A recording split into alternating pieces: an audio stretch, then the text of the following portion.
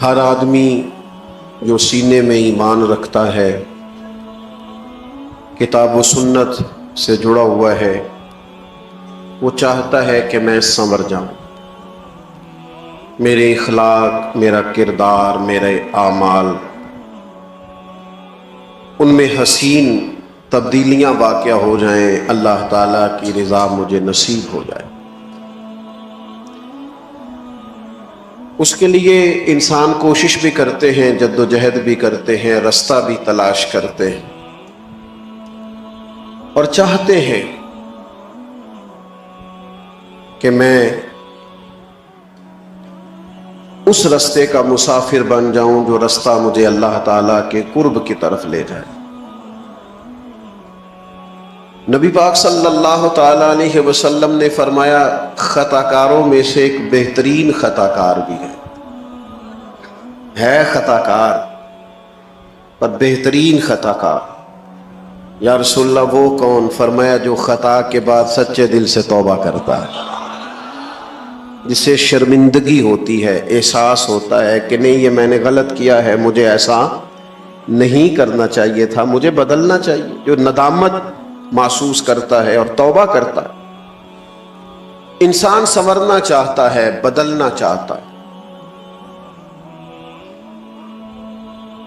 اور اگر خود وہ بدل نہیں بھی پا رہا باوجود کوشش کے، لیکن اس سے بھی زیادہ اس کے دل میں ایک بڑی تڑپ یہ ہوتی ہے کہ میری اولاد سنور جائے۔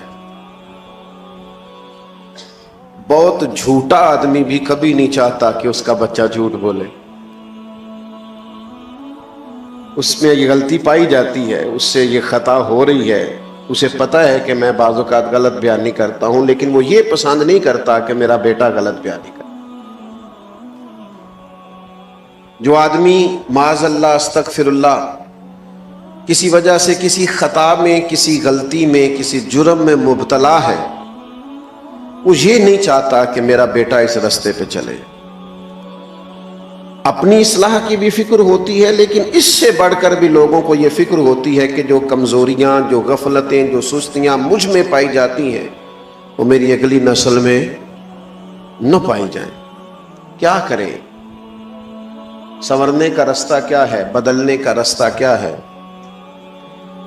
اخلاقی طور پر درست ہونے کے لیے ہمارے پاس کون سی راہ ہے؟ تو قرآن مجید نے ایک مضبوط رستے کی طرف ہماری رہنمائی کی ہے۔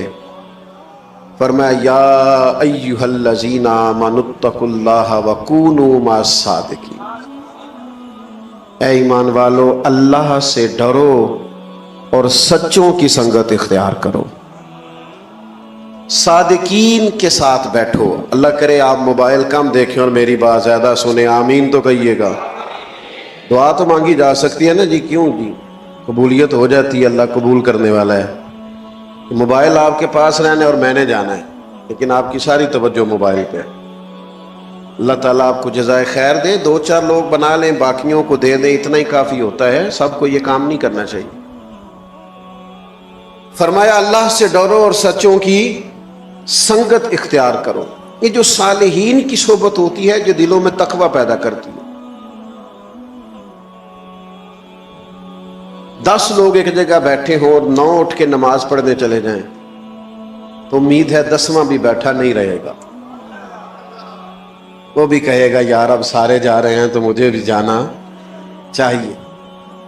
اچھے لوگوں کی سنگت، اچھے لوگوں کی صحبت، اچھے لوگوں کے ساتھ اٹھنا بیٹھنا، یہ انسان کے اندر مثبت تبدیلیاں لاتا ہے۔ اعلیٰ حضرت بریلوی رحمۃ اللہ علیہ ذرائع علم کو بیان کرتے ہیں کہ انسان عالم کیسے ہوتا ہے، تو فاضل بریلوی نے ان میں سے ایک ذریعہ یہ بیان کیا ہے کہ صحبت علماء بھی آدمی کو عالم بنا دیتی، صحبت علماء سے بھی علم حاصل ہوتا ہے۔ اچھے لوگوں کی سنگت اختیار کریں، صالحین کی، اور یہ آپ چھوڑ دیں بات کرنی کہ ہمیں صالحین ملتے ہیں، ہمیں پتہ ہوتا ہے کون کون بندہ اچھا ہے، ہمارے ارد گرد اچھے لوگ ہوتے ہیں، ہمارے دائیں بائیں اچھے لوگ ہوتے، ہمارا مزاج نہیں ہوتا کسی کے پاس بیٹھنے کا، وقت گزارنے کا۔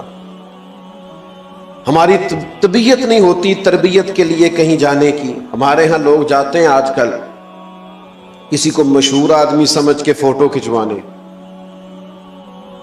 یا کسی ایسے شخص کے پاس جہاں جا کے ذرا گپ شپ کا موقع ملے، یا کسی ایسے شخص کے پاس جو ہماری ہاں میں ہاں ملائے.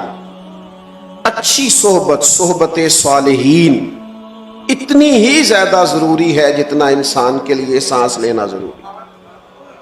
اگر آپ کو صالحین کی صحبت میسر نہیں آتی، آپ کے ارد گرد کا ماحول ایسا نہیں ہے جو آپ کو تقوی کی طرف مائل کرے، آپ کیسے عبادت کی طرف رجحان کریں گے؟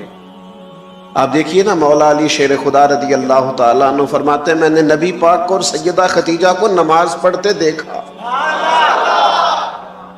تو میں نے پوچھا یہ کون سا طریقہ ہے، چونکہ شیر خدا کی عمر مبارک ابھی چھوٹی تھی، کون سا طریقہ ہے؟ تو کہا یہ دین اسلام ہے. کہتے ہیں رب نے توفیق دے دی، پیر والے دن نبی پاک نے اعلان نبوت کیا اور منگل والے دن میں نے سرکار کے ساتھ نماز پڑھی. اس نماز کو پڑھتے ہوئے دیکھا. صحبت صالحین. کبھی ایسا ہوتا ہے کہ آپ گھر کے اندر مصلی بچھا لیں، نماز کا ارادہ کریں تو آپ کا بچہ جو 2-2.5 سال کا ہے جسے پتہ بھی نہیں نماز کیا ہے، وہ بھی آ کے مصلی پہ لیٹ جاتا ہے، سجدے کرنے شروع کر دیتا ہے. کیوں؟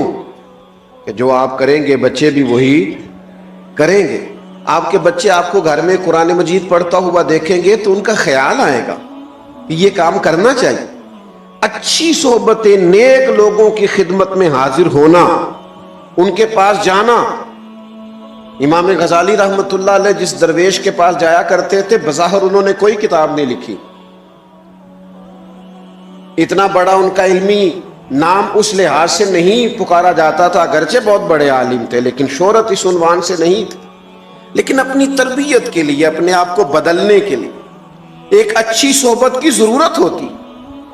اگر دوست اور ارد گرد کا ماحول نہ بدلے، ماں باپ کے لیے جہاں یہ ضروری ہے نا کہ وہ اپنی اولاد کے لیے رزق حلال کا بندوبست کرے، ضروریات کو جمع کرے، وہاں ان کے لیے یہ بھی ضروری ہے کہ گھر کے ماحول کو صالح بنائیں، گھر کے ماحول کو نیک بنائیں.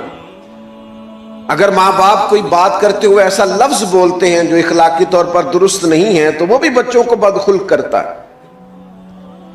اپنے ماحول میں خوبصورتی لانے کے لیے اچھی صحبتیں، نیک لوگوں کے پاس آنا جانا. نبی پاک صلی اللہ علیہ وسلم نے فرمایا انسان اپنے دوستوں سے پہچانا جاتا ہے. انسان کا تعارف بن جاتے ہیں اس کے دوست. لہذا کریم فرماتے ہیں دوستیاں دیکھ کے لگایا کرو. تم دیکھو تمہارا دوست کون ہے، کس کے پاس آتے جاتے ہو. یہاں ہم سیاسی بیس پہ دوستیاں لگا لیتے ہیں، کوئی دنیاوی کام پڑ گیا تو کام نکل آئے گا، کوئی مشکل حل ہو گئی تو. اور بعض ایسی جگہوں پہ بھی دوستیاں لگا لیتے ہیں جو بہرحال درست نہیں ہے. اچھی صحبت. داتا صاحب رحمت اللہ علیہ فرماتے ہیں، داتا صاحب فرماتے ہیں ایک شخص حج کرنے گیا تو بیت اللہ کا طواف کرتا تھا، یا مینا میں جاتا تھا، یا مزدلفہ میں جاتا تھا، یا عرفات میں بیٹھا تھا، تو ہر جگہ ایک ہی دعا مانگتا تھا، یا اللہ میرے دوستوں کو نیک کر دے، یا اللہ میرے دوستوں کو نیک کر دے، یا اللہ میرے دوستوں کو صالح بنا دے. تو جو لوگ اس کے زیادہ ساتھ تھے، جنہوں نے کئی دفعہ اسے یہ بات دہراتے اور یہ عمل دہراتے دیکھا تھا، وہ کہنے لگے میاں دوستوں کو نیک کر دے، کچھ اپنے لیے بھی مانگ. کہنے لگا اپنے لیے ہی مانگ رہا ہوں، یہ اپنے لیے ہی مانگ رہا ہوں. تو کیا مطلب؟ کہنے لگا اگر میرے سارے دوست ٹھیک ہو گئے، نیک ہو گئے، تو میں خود بخود ہو جاؤں گا، کیونکہ وہی میرے دائیں بائیں رہتے ہیں، وہی میرے آگے پیچھے رہتے ہیں، انہی سے میرا اٹھنا بیٹھنا ہے، وہی میرے سفروں میں ساتھ ہو. صالحین کے پاس بیٹھیں، نیک لوگوں کی سنگت اختیار کریں. اور اسی سے ملتی جلتی یہ بات عرض کروں گا، گفتگو بھی اس شخص کی سنیں اس کی گفتگو ہمارے عقیدے کی مضبوطی کا باعث بنے، ہمارے صالح اعمال کی طرف رغبت کا باعث بنے. ہم ایسے لوگوں کی باتیں سنتے ہیں جو ہمیں بے باک کر دیتے ہیں. مجھ سے کوئی ناراض نہ ہو جائیں تو بعض ایسی جگہوں پہ بھی گفتگو ہوتی ہے جس سے ایسے محسوس ہوتا ہے کہ جیسے بے عملی کی طرف رغبت دی جا رہی ہے. یعنی تقریر کرنے والا اگر کہے کہ تو اپنی نمازاں سام کے رکھ ساڑ کو تے عشق ہے، تو اسے پوچھا جائے گا کہ نماز عشق رسول نہیں؟ نبی پاک علیہ السلام نے یہ نہیں فرمایا کہ نماز میری آنکھوں کی ٹھنڈک ہے؟ تو عشق رسول میں صرف محفل ہی کرائی جاتی ہے، عشق رسول میں لنگر ہی کھایا جاتا ہے، نماز بھی عشق رسول میں پڑھی جاتی ہے۔ تو یہ کیا آپ لوگوں کو فلسفہ بیان کر رہے ہیں کہ جس سے بے عملی ظاہر ہو رہی، بد عملی اور خرابی پیدا ہو رہی؟ میں بعض ایسے لوگوں کو جانتا ہوں جو صالح تھے، نیک تھے، لیکن کچھ ایسے لوگوں کی صحبت اور سنگت میں جا کے بیٹھے کہ ان کا سارا مزاج ہی بدل گیا، حلیہ ہی تبدیل ہو گیا، رنگ ڈھنگ ہی بدل گیا۔ آپ یہ لوگ ہمارے ذہنوں پر اثر انداز ہوتے ہیں، ہم مانے چاہے نہ مانے، ہم دوسروں کا اثر قبول کرتے ہیں۔ یہ ممکن نہیں ہوتا کہ دوسروں کا اثر انسان قبول نہ کرے، انسان پر اثر ہوتا ہے۔ اچھی صحبتیں، علماء کے پاس آنا جانا، ان کی خدمت میں بیٹھنا، ان کے پاس رہنا۔ بہت بڑے تھے امام اعظم ابو حنیفہ، بڑا مضبوط حافظہ اللہ نے عطا کیا۔ جن لوگوں کو لاکھوں حدیثیں یاد ہیں وہ بھی امام اعظم کے مقلد ہونے پر فخر کرتے ہیں۔ اللہ تبارک و تعالیٰ نے ان کو بڑی قوت عطا کی تھی، تقوی عطا کیا تھا۔ اتنا علم ہے، اتنا فضل ہے، اتنی رعنائی ہے، اتنا حافظہ ہے، اور پھر اللہ نے حکمت عطا کی ہے، امام صاحب کو مسائل نکالنے آتے ہیں،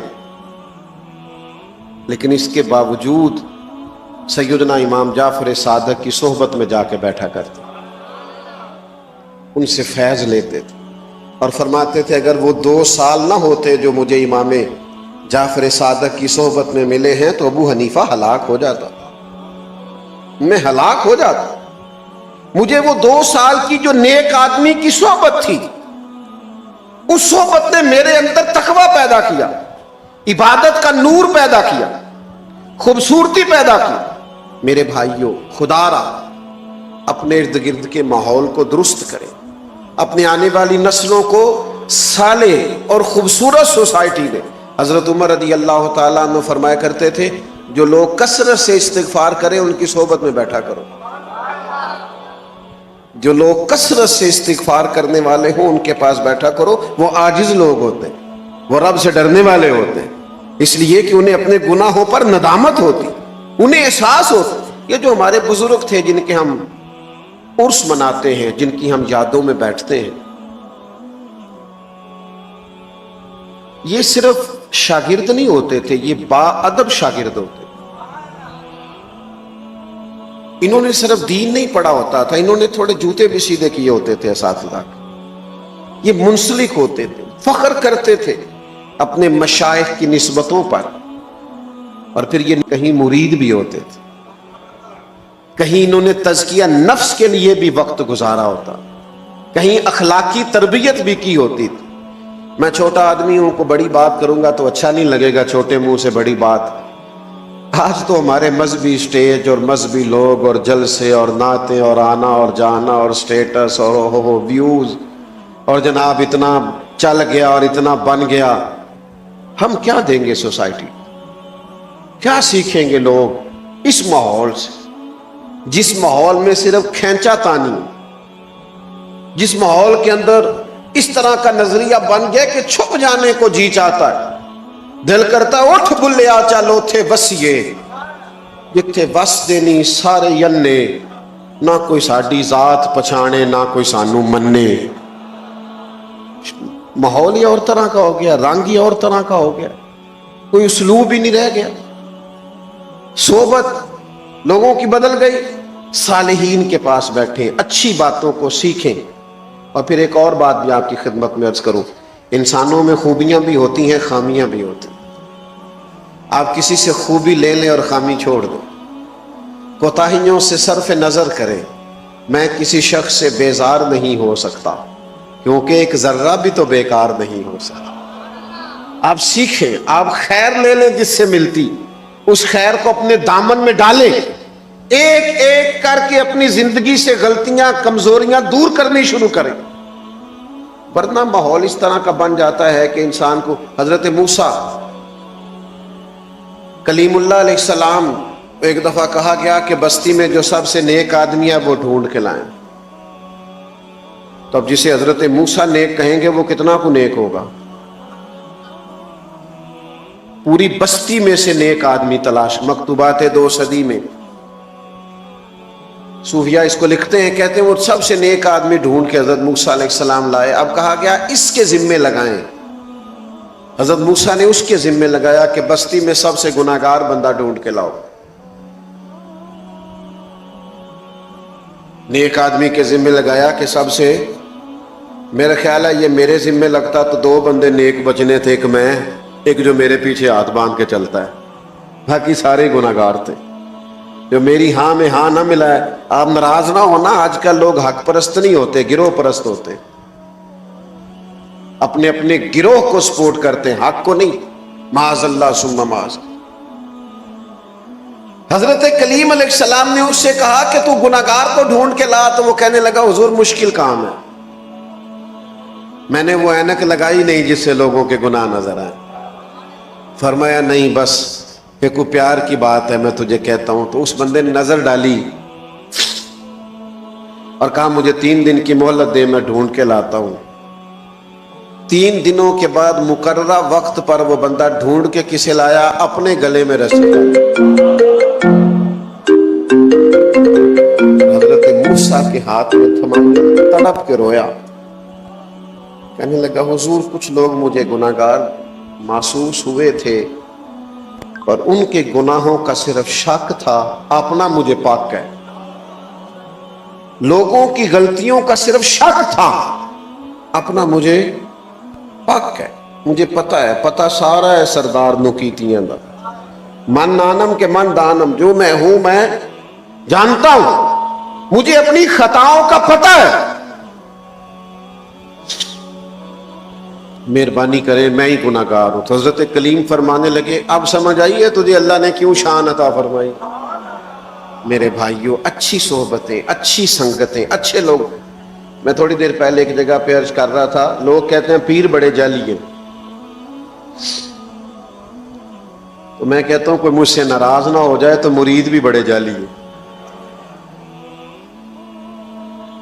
होए उन्हें नाराज हला, मैं पहला गुजारिश की सी ना होया जे, मुरीद भी बड़े, हाँ नाराज ना होना। अगर कोई तगड़ा पीर समझ के मुरीद हो गए हो तो जाली मुरीद हो। हाँ, अगर किसी सियासी बेस पे बैत हो गए हो तो जाली मुरीद हो। मुरीद भी जाली क्यों? कि तू इसलिए मुरीद हो गया है कि मैं तवीज अच्छा मिल जाएगा और काम चल जाएगा, इसलिए मुरीद हो गया कि हो रश बड़ा है, जरा मामला आगे चला जाएगा। वो सैकड़ों साल पहले हजरत सुल्तान बाहू ने कहा था रब दा तालब कोई नहीं मिलया, ये जो मिले तालब जरदा हूं, ये तो माल के तालिब हैं। रब दा तालब कोई नहीं मिलया, जो मिले तालब जरदा हूं, ये तो माल के लिए आए। ये तो चाहते हैं कोई ऐसे, कोई पीर साहब कोई ऐसा तावीज दे जो गले में रखूं नोट खत्म ना हो। ये तज़किया नफ्स के लिए तो आए नहीं, तरबियत का तो मिजाज ही नहीं, सीखना तो चाहते ही नहीं। और फिर मैं क्या अर्ज करूं, जब पीरों की लड़ाइयां मुरीद सुलझाएंगे तो उनकी तरबियत थोड़ी होगी, उनकी कोई तरबियत होगी, उन्हें तो पता चल जाएगा कौन कौन अपने नफे के लिए मुझसे क्या करा रहा। अच्छी सोहबतों में बैठे और सालिहियत का मिजाज इख्तियार करें।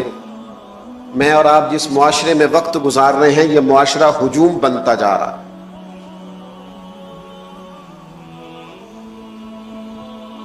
हर आदमी एक नई सोच और एक नया जाविया निगाह पेश करता है। उलझे हुए ख्यालात, बिखरी हुई सोचें, वसवसों का गलबा, टूटती बिखरती बातें, छोटी छोटी गिरोह बंदियां, छोटी छोटी अहले हक के अंदर भी छोटे छोटे ग्रुप, ये अंदाज दुरुस्त नहीं है। अपने बुजुर्गों की सोबत इख्तियार करें, अपने बुजुर्गों की कुतब का मुताला करें। आप उन चीजों को देखें जो आपके अंदर मुस्बत तब्दीलियां पैदा करें, अपने अखलाक को संवारने के लिए, किरदार को संवारने के लिए, लबो लहजे को बदलने के लिए। आप अल्लाह के बंदे जो होते थे उनकी खिदमत में जो बैठता था उसका रंग बदलता था। मैं बस बात समेटने लगा हूं, आप तवज्जो फरमाइएगा। हजरत सुफियान सौरी दुआ मांग रहे थे, या अल्लाह राजी हो जा, या अल्लाह राजी हो जा, या अल्लाह राजी हो जा। تو حضرت رابعہ بصریہ پردے کے پیچھے بیٹھی تھی، وہ بار بار دعا مانگتی یا اللہ راضی ہو جائے. تو حضرت رابعہ پردے کے پیچھے سے بولی، کہنے لگی چلے بس کریں، کچھ آگے بھی مانگیں.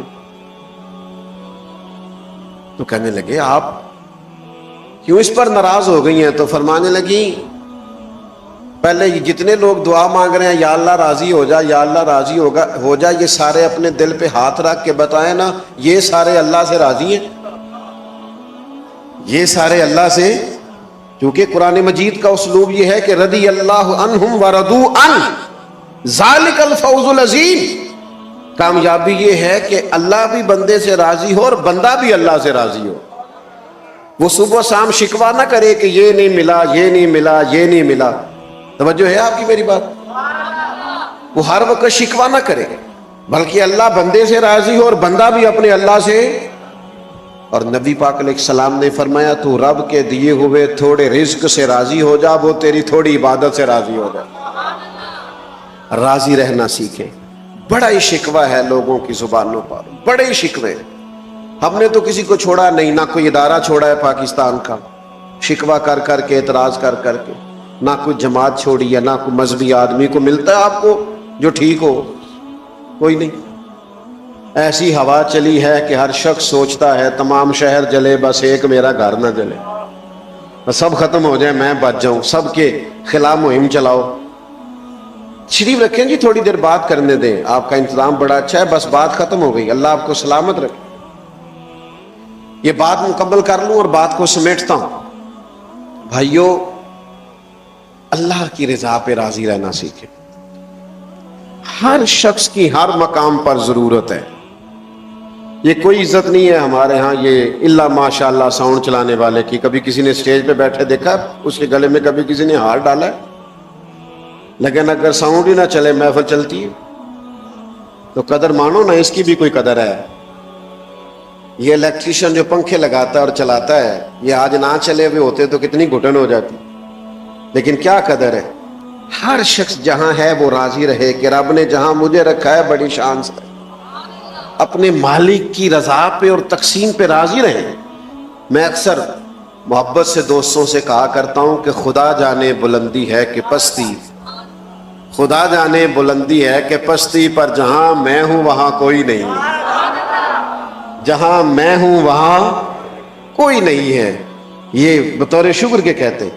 تو اچھی صحبت اختیار کریں، ان لوگوں کے پاس بیٹھیں جن کے پاس بیٹھنے سے شکر مزاج میں پیدا ہو، صبر پیدا ہو، تحمل پیدا ہو، بردباری پیدا ہو، عبادت کا ذوق پیدا ہو، اللہ کی طرف رجوع کرنے کی طبیعت پیدا ہو.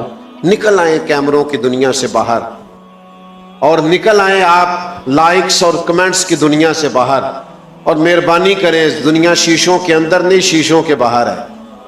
باہر نکلیں، حقیقت کی زندگی گزاریں. اللہ کے حضور دعا کرتا ہوں اللہ تعالیٰ اس آستانہ نور کو آباد و شاد رکھے. عزیز دوستو، قرآن مجید میں اللہ تعالیٰ نے نبی کریم علیہ السلام کے وہ صحابہ جو سابقون الاولون ہیں، جو بالکل آغاز میں ہی دائرہ اسلام میں حاضر ہوئے، نبی کریم علیہ السلام کی صحبت بابرکت سے بالکل شروع میں فیض یاب ہوئے، ان کا ذکر فرمایا. والسابقون السابقون، سبقت لے جانے والے سبقت لے ہی گئے. اولئک المقربون، فرمایا یہی وہ لوگ ہیں جو اللہ کے قرب والے، یہ قریب کے لوگ. عزیز دوستو، وہ لوگ بڑے خوش نصیب، خوش بخت قرار پائے جنہوں نے نبی رحمت صلی اللہ تعالی علیہ وسلم کی خاص نگاہ کرم سے فیض پایا اور پھر آسمان ہدایت کے ستارے بن کے چمکے. اگرچہ تمام صحابہ کی عظمتیں، تمام کی بلندیاں اور تمام کی رفتیں اتنی زیادہ ہیں کہ کسی ایک صحابی کا بھی مرتبہ و کمال بیان نہیں کیا جا سکتا، لیکن خلفائے راشدین جن کو چار یار کے نام سے بھی امت میں یاد کیا جاتا ہے، ان کی فضیلتوں اور عظمتوں کا کیا کہنا. ہم نے اپنے زمانے میں بڑے لوگوں کے پروٹوکول دیکھے ہیں، لوگوں کا شہانہ اٹھنا بیٹھنا اور رہنا سہنا دیکھا ہے، اور بالخصوص وہ لوگ جو حکومت کی باغ دور سنبھالتے ہیں، ان کے تو حالات ہی بڑے انفرادی ہو جاتے ہیں۔ ان کے عوام جن ملکوں میں ایسے حکمران ہوتے ہیں وہ کبھی تصور بھی نہیں کر سکتے کہ اتنے ٹھاٹ باٹ والے بادشاہ سے ہم کبھی ملاقات بھی کریں گے۔ تصور بھی نہیں، سوچ بھی نہیں سکتا عام آدمی کہ میں جاؤں اور جا کے وزیر اعظم صاحب سے یا صدر صاحب سے یا کسی وفاقی وزیر سے بھی میں ملاقات کر سکوں۔ ہمارے ہاں اس کو عام آدمی بالکل محال سمجھتا ہے، بلکہ جس شعبے کا کوئی وزیر ہوتا ہے اس سے متعلقہ بھی اگر کسی شخص کو کوئی کام پڑ جائے تو یہ ممکن نہیں ہوتا کہ وہاں تک اس کی رسائی ہو سکے۔ ہمارے ہاں تو خیر یہ بڑا جان جوکھوں میں ڈالنے والا کام ہے، لیکن اس وقت کو آپ سوچئے جب کیسر و کسریٰ حکمران تھے اور عجیب ان کی حکومتیں تھیں کہ جن میں انسانوں کی منڈیاں لگتی تھیں، لوگ بکتے تھے، بوڑھے ماں باپ کو جا کر کے لوگ بیچ آتے تھے، اور پھر مطلق العنان سمجھنے والے اپنے آپ کو وہ حکمران، کسی کی جرت کیا ہے ان کے محل تک رسائی پا سکے، ان سے بات کر سکے۔ پھر اللہ تبارک و تعالیٰ نے کرم فرمایا اور مدینہ منورہ کی وہ ریاست وجود میں آئی جہاں سے پوری دنیا پہ رحمت کا سایہ ہو گیا۔ نبی کریم صلی اللہ تعالیٰ علیہ وسلم کے اس ریاست کی تشکیل کے بعد لوگوں نے ایک عجیب اور بالکل انفرادی اور بالکل الگ تھلگ اور خوبصورت نظارہ دیکھا۔ اب لوگ چاہتے تھے کہ اس کا تسلسل ہو، یہ جو حضور نے کرم نوازی فرما کے اتنا خوبصورت نظام بنا دیا ہے کہ کسی کو کوئی مشکل ہی نہیں ہے۔ اللہ کے محبوب علیہ السلام تشریف فرمائے ہیں تو ایک شخص آیا تو نبی کریم صلی اللہ تعالی علیہ وسلم صحابہ کے بیچ تشریف فرما تھے، اور ان کی نظریں جھکی ہوئی تھیں اور ان کے دل کی دھڑکنیں بھی ادب کے ساتھ آواز دے رہی تھیں۔ اس ماحول میں وہ شخص آیا اور صحابہ کے وہ ادب والے لہجے اور وہ سکون، اطمینان اور قرار والا ماحول اس نے دیکھا تو وہ کانپنے لگا۔ اچانک انسان کسی بڑے آدمی کے سامنے حاضر ہو جائے، وہ کانپنے لگا اور اس کے جسم پر راشا طاری ہو گیا۔ تو کریم فرمانے لگے کیا ہوا؟ تو عرض گزار ہوا کہ میں مدینے کی سلطنت کے امیر کے پاس آیا ہوں، بہت غریب آدمی ہوں، مجھے سلیقے نہیں آتے بادشاہوں سے ملنے کے۔ بات کہاں کی تھی کہاں چلی گئی، محبوب کی آنکھوں میں آنسو آ گئے۔ حضور فرمانے لگے نہیں بھائی، تو کسی بادشاہ کے پاس نہیں آیا، تو اس بیٹے کے پاس آیا ہے جس کی ماں گوشت کے خشک ٹکڑے کھا کے بھی گزارا کر لیتی تھی۔ تو بھائی حکومت کو، ریاست کو، سلطنت کو وہ تصور دینا کہ جس میں کسی شخص کو کوئی مشکل محسوس نہ ہو، عام آدمی یہ سمجھے کہ میری رسائی بڑی آسان ہو گئی اور میرے لیے یہ معاملہ بڑا قریب ہو گیا۔ خلفائے راشدین نے اس خوبصورتی سے اس نظم کو چلایا ہے، اس حسن کے ساتھ اس کو لے کے آگے بڑھے۔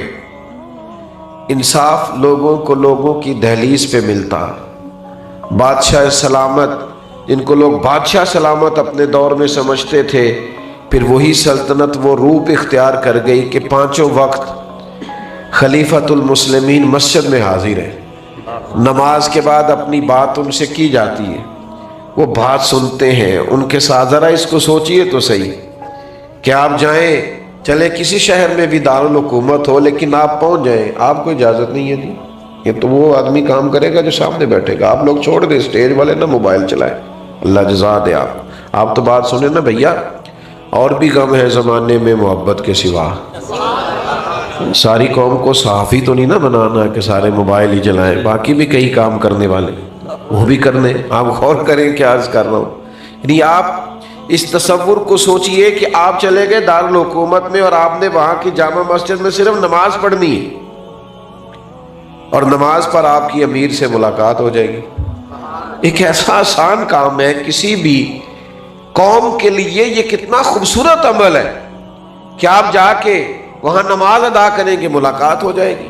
اور اس طرح کی بھی کیفیات ہوئی کہ شاہ روم نے ایک شخص کو بھیجا حضرت عمر رضی اللہ تعالیٰ عنہ کے زمانہ نور میں، اس نے آ کر کے پوچھا تمہارا امیر کہاں ہے؟ تو کہا مسجد میں ہوں گے۔ کہا نہیں ان کا محل، کہا ہمارے امیر کا محل نہیں ہوتا۔ آج کے مسلمانوں کے آپ محلات دیکھیں، آپ کو اندازہ ہوگا کہ رنگ کیا ہے اور لوگ کس رستے پہ چل پڑے۔ کہا مسجد میں ملاقات ہو جائے گی۔ وہ مسجد میں گئے تو جان کر کے پوچھا مجھے امیر سے ملنا تھا۔ انہوں نے کہا کہ وہ یہیں تھے، یہ باہر نکلے ہوں گے۔ تو کہتے میں باہر نکلا تو ایک اور صاحب سے پوچھا تو کہنے لگے باغ میں تشریف لے جاتے ہوئے میں نے دیکھا ہے۔ کہتے میں حیران ہو گیا۔ دیکھیں نا آج کل ہمارے ملک کا حال یہ ہے کہ ایک صوبائی ممبر بھی سڑک پہ چڑھ جائے تو رستہ نہیں ملتا۔ کہتے فلاں صاحب جا رہے، رک جاؤ رک جاؤ رک جاؤ، کیا ہونے لگا ہے؟ کہتے پروٹوکول جا رہا ہے۔ اچھا بھئی آپ پہلے گزر جائیں، چونکہ آپ خادم جو ہوئے قوم کے، خادموں کو پہلے ہی گزرنا چاہیے۔ جو مخدوم ہیں وہ سڑکوں پہ کھڑے ہیں بیچارے پیچھے پیچھے لائنوں۔ تو امیر المومنین باغ میں، اور باغ میں بھی ایک درخت کے سائے میں مٹی کی اینٹ کا سرانہ بنائے جناب عمر آرام فرمائیں۔ تو وہ شخص کہتے ہیں جناب عمر کو وہاں لیٹے ہوئے دیکھا تو میں تڑپ گیا۔ میں نے کہا انصاف کر کے سوئے ہو نا، تو یہاں بھی ٹھنڈی نیند سو رہے ہو، آرام کی نیند سو رہے ہو۔ خلفائے راشدین کے بارے میں اپنے تصور کو سمجھیے، یہ وہ عظیم المرتبت لوگ ہیں کہ جنہوں نے اپنے آپ کو یکساں ڈھالا ہے، اپنے اندر انقلاب برپا کیا ہے۔ ان کی جو فضیلتیں ہیں، ان کے جو فضائل ہیں، کمالات ہیں، وہ وراء الورا ہیں۔ لیکن اس کمال کو بھی تو ذرا دیکھیے نا کہ حضرت ابو بکر صدیق رضی اللہ تعالیٰ عنہ، آپ تو رئیس اعظم ہیں، مالدار ہیں، بہت بڑے تاجر ہیں، لیکن وہی جناب صدیق اکبر امیر المومنین بنے۔ یہاں اسی وقت گارڈ آ جاتے ہیں، اسی وقت جناب ان کے لیے اسپیشل سیکیورٹی آ جاتی ہے، اسی وقت جیسے ہی حلف برداری کی تقریب ہوتی ہے ختم تو ساتھ ہی وہ ساری سہولیات شروع ہو جاتی ہیں جو جناب بہت بڑے بادشاہوں کو بھی میسر نہیں ہوتی، اور اس کے باوجود وہ جمہوری ہونے کا دعویٰ کر رہے ہوتے ہیں اور جمہوریت کا راگ الاپ رہے ہوتے ہیں۔ یہاں حال یہ ہے، اتنے بڑے مالدار ہیں جناب صدیق اکبر، لیکن خلیفہ بنے تو سر کے اوپر ٹوکرا رکھا، بازار کی طرف جا رہے ہیں۔ تو حضرت عمر نے کہا آپ کہاں تشریف لے جا رہے ہیں؟ کہا میں نے منڈی میں نہیں جانا، کاروبار نہیں کرنا، بچوں کا پیٹ نہیں پالنا، ان کے لیے میں نے کچھ کمانا نہیں۔ جناب کیا مطلب، آپ امیر المومنین ہیں؟ فرمایا وہ بات ٹھیک ہے، لیکن یہ کہ مجھے کاروبار بھی تو کرنا ہے۔ اب صحابہ نے مجلس مشاورت قائم کی۔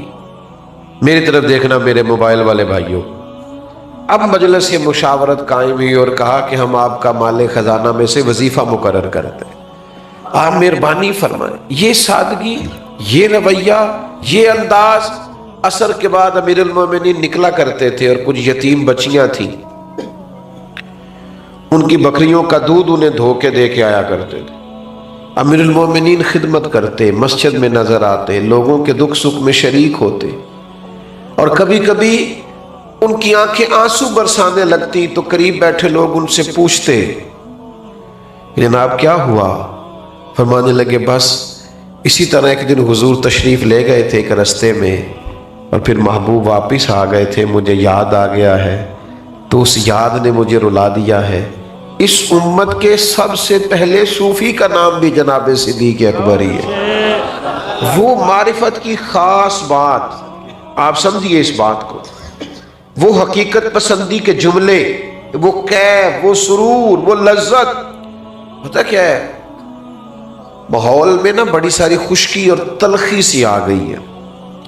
صوفیاء کی جو محافل ہوتی تھی ان میں بڑی رونق ہوتی تھی، تازہ دم لوگ ہوتے تھے، عقائد کے پختہ، فکری توانائیوں کے ساتھ چمکتے دمکتے چہرے اور تازگی آتی تھی محافل اور مجالس میں حاضر ہو کر. یہ ذرا ایک مجلس دیکھیے برپا ہے صحابہ کی. اس طرح مجلس برپا ہے کہ حضرت صدیق اکبر علیل ہے. امام ابو نعیم نے اس کو لکھا ہے. اور کچھ صحابہ ان کی تیمارداری کے لیے حاضر ہوئے.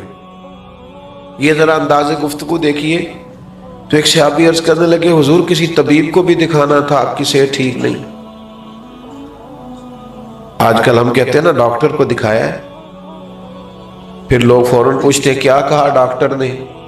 چلے خیر آپ ایسے نہیں ہوں گے, ورنہ ایسا بھی ہوتا ہے کہ لوگ یہ پوچھنے کے فوراً بعد پھر اپنا تجربہ بھی بتاتے ہیں. کہتے میں فلانی دوائی کھا دیجیے, اور کچھ دیسی نسخہ بنا کے بھی لے آتے ہیں. اور کچھ ایسے بھی ہوتے ہیں جو کہتے ہیں تھوڑا سا کھائیں بھی میرے سامنے. وہ اللہ کے بندے تو لے آیا ہے, تو اعتبار کر, کھایا جائے گا, ذرا انتظار کر. لیکن یہ کہ آپ کھائیں بھی, حالانکہ آپ ڈاکٹر کے پاس جاتے ہیں تو وہ سب سے پہلے آپ سے پوچھتا ہے شوگر تو نہیں, بلڈ پریشر تو نہیں, کوئی اور مرض تو نہیں. اس کی روشنی میں وہ نسخہ تجویز کرتا ہے. لیکن جو صاحب بنا کے لے آئے ہیں نا, انہوں نے کچھ بھی نہیں پوچھا, وہ کہتے ہیں بابا میں لے آیا ہوں آپ کھا لیجئے. تو ڈاکٹر کو دکھایا ہے تو پھر ڈاکٹر نے کیا بتایا. تو یہ عام سوالات ہوتے ہیں, لیکن یہ معرفت والے لوگوں کی محفل ہے نا, یہ اللہ کے بندوں کی مجلس ہے نا. حضرت صدیق اکبر امیر المومنین علیل ہے, لوگ ان کی خدمت میں حاضر ہیں. دوستوں غور کیجئے گا. پوچھا حضرت طبیب کو دکھایا ہے؟ فرمانے لگے ہاں طبیب دیکھ رہا ہے, طبیب دیکھتا رہتا ہے. حضرت طبیب نے کیا کہا ہے؟ فرمانے لگے طبیب نے کہا ہے میں جو چاہتا ہوں کر دیا کرتا ہوں. تو اب جو جاننے والے تھے ان کی تو آنکھوں میں آنسو آ گئے. یہ کیا انداز گفتگو ہے؟ آپ کس اونچے مقام پر بیٹھ کر گفتگو فرما رہے ہیں, تو وہ سادگی, وہ معرفت الہی, وہ خدمت خلق, وہ مزاج اس دنیا کو خلفائے راشدین نے دیا. پھر باری حضرت عمر کی آئی. اچھا لطف کی بات یہ ہے کہ خود حضرت عمر فرماتے ہیں میرا اور جناب صدیق اکبر کا مقابلہ رہا عمر بھائی نیکیوں میں آگے گزرنے کا, خود فرماتے ہیں. لیکن جب حضرت صدیق اکبر وصال فرما رہے تھے تو انہوں نے اپنی جگہ پہ جناب عمر فاروق رضی اللہ تعالیٰ عنہ کا تعین فرمایا. یعنی بظاہر جس آدمی سے مقابلہ رہا, لوگ کہتے ہیں نا میرٹ کیا ہے, میرٹ یہ سمجھو میرٹ کس کو کہتے ہیں, معیار کیا ہے. حضرت عمر کو اپنی جگہ پہ منتخب کیا. لوگوں نے کہا حضرت آپ نے جناب فاروق اعظم کا انتخاب کس لیے فرمایا؟ فرمایا اللہ کے حضور حاضر ہو رہا ہوں, رب جب پوچھے گا نا پیچھے امت کی ذمہ داری کس کی لگا کے آئے ہو, تو عرض کروں گا جو امت میں سب سے بہتر تھا اس کی ڈیوٹی لگا کے آیا. اور پھر جناب عمر فاروق رضی اللہ تعالیٰ انہوں نے کمال کر دیا. میں اکثر دوستوں سے یہ بات عرض کیا کرتا ہوں کہ حضرت صدیق اکبر نے نا سارے فتنے ختم کر کے جناب عمر کو دیے تھے. منکرین زکوٰۃ کے خلاف سب کام انہوں نے سمیٹ کر حضرت عمر کو خلافت دی. پھر جناب عمر کے لیے بڑا آسان, حضرت عمر نے جو جاندار خلافت کی ہے اس کے پس منظر میں بھی جناب صدیق اکبر کی محنت کار فرما. اور پھر بڑی سادگی, میں آپ کی خدمت میں ایک بات عرض کروں, یہ جو لوگ بالکل سادے ہوتے ہیں نا, یہ بے نیاز سی طبیعت کے لوگ ہوتے ہیں. یعنی جو نوجوان 4-5 ہزار روپیہ دے کے بال سیدھے کروا کے آتا ہے نا کسی سے, اور گھنٹہ ڈیڑھ بیٹھتا ہے کسی حجام کے پاس اور بال سیدھے کرائے اور بڑے اس نے کھڑے کر دیے کچھ لگا کر کے, اور کپڑے بھی بڑے اس نے رنگ برنگے پہنے, وہ بیچارہ پریشان بھی بڑا ہوتا ہے. وہ کہتا ہے انہیں میں پیسے لاتے نے دنیا ویندی نہیں پئی میرے یہاں. اس کا خیال ہوتا ہے ٹھہر جائیں سارے اور پہلے مجھے دیکھیں انوکھا جو بن کے آیا ہے. لیکن جو بیچارہ چارہ کاٹ کے بھینسوں کو دیکھ کے آیا اسے پریشانی کوئی نہیں, بلکہ اس نے بچنا ہے فوٹو سے, کہیں پیچھے بیٹھنا ہے. سادے لوگ جو ہوتے ہیں نا اسی کسی دے کچھ بھی نہیں لگتے, نہ کوئی ساڈا دردی, ان کو غرض نہیں ہوتی چیزوں سے. وہ شہرت سے بچنے والا پیچھے پیچھے رہتا ہے, اور میرا جی چاہتا ہے ساری غزلیں اس پیارے کے نام کریں. کچھ لوگ ہٹتے ہیں, بچتے ہیں. کیسا انداز ہے کہ امیر المومنین ہیں آپ, 24 لاکھ مربع میل کی حکومت ہے حضرت عمر کے پاس. وہ جوانوں یہ سنو تو صحیح, دھرتی نے اس طرح کے رنگ بھی دیکھے.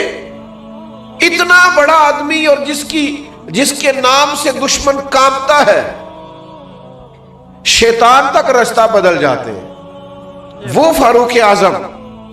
حال یہ ہے کہ صحابہ مسجد نبوی شریف میں اکٹھے ہوئے اور اکٹھے ہو کے کہنے لگے امیر المومنین سے عرض کرنا ہے کہ حضرت مہربانی کریں کرتا تو نیا لے لیں. اب تو پیوند لگنے کی جگہ بھی نہیں رہی. پیوند کا بھی پتہ ہے کہ نہیں؟ کپڑا پھٹ جاتا تھا نا تو اس کو رفو کرا لیتے تھے، پیوند لگ جاتا تھا. وہ ہماری دادیاں مائیں اور نانیاں تو اس طرح کرتی تھیں کہ وہ پھٹ گیا تو پھول سا بن جاتا تھا. ایک ہی ہویا کہ ڈیزائن دا ڈیزائن بن گیا ہے تے تروپے لگ گئے.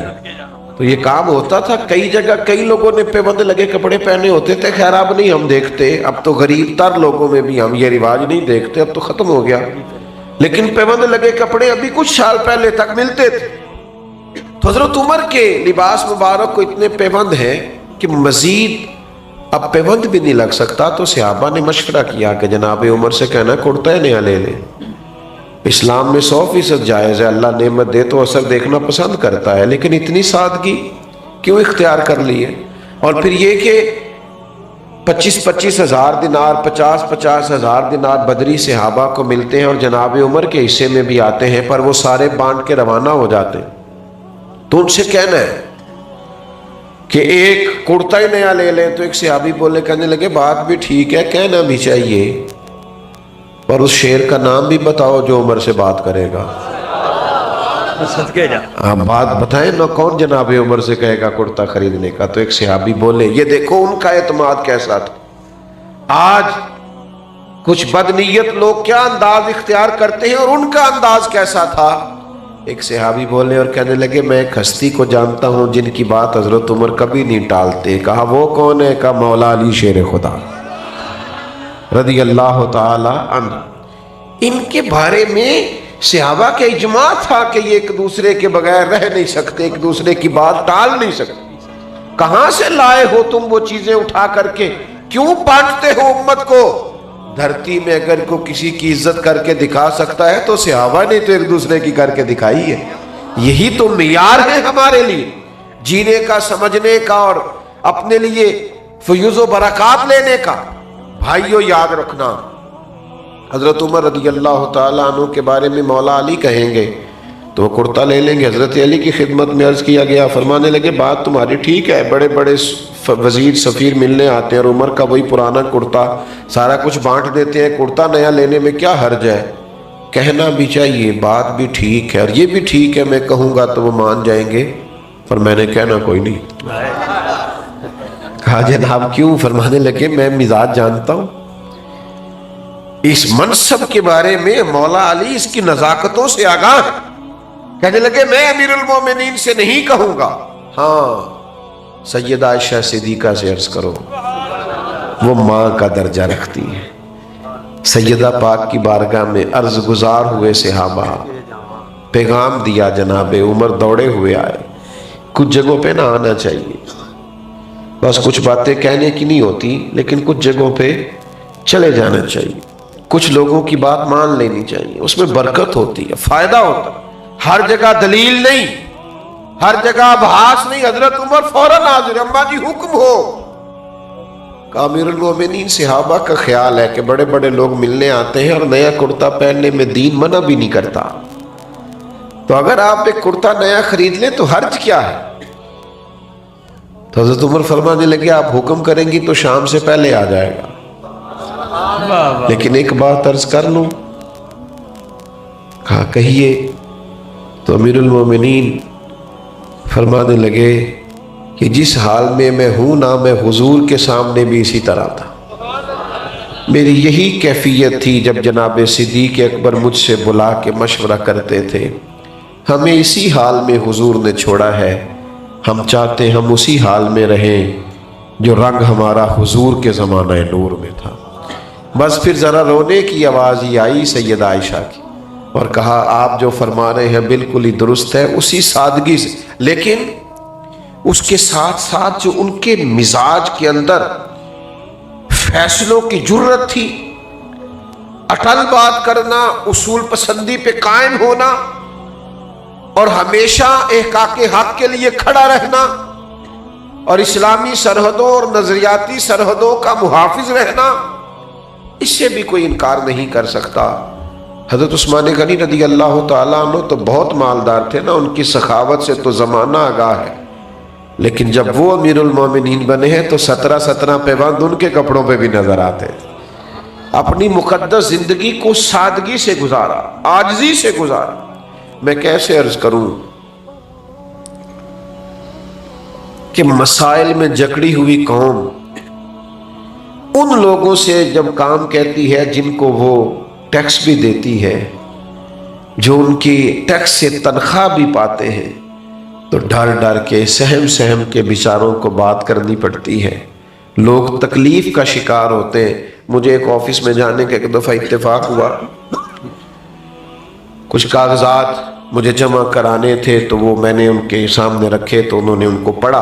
पढ़ने के बाद कहा कि इसमें तो फलां कागज़ कम है, तो आपको दोबारा अपनी यूनियन काउंसिल में जाना पड़ेगा और ये कागज़ बनवाना पड़ेगा। तो मैंने कहा ठीक है, मैं लौटता हूँ और मैं वो बनवा करके ले आता हूँ। तो मुझे वो शख्सियत कहने लगी कि आप फलां हैं, मैं कुछ पहचान रहा हूँ। मैंने कहा